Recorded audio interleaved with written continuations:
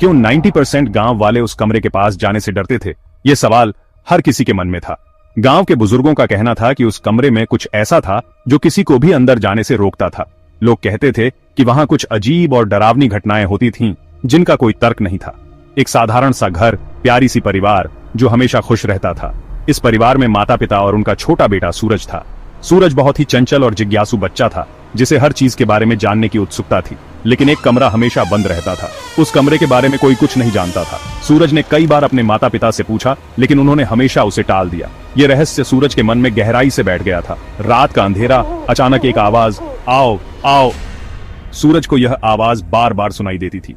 वह डर जाता था, लेकिन उसकी जिज्ञासा उसे चैन से बैठने नहीं देती थी। घर का छोटा बेटा सूरज, जो हमेशा खुश रहता था, अब डरने लगा था। उसे रात में नींद नहीं आती थी और वह बार बार उस कमरे के बारे में सोचता रहता था। डरते डरते माँ को जगाता है और पूछता है, माँ, वह आवाज कहां से आ रही है?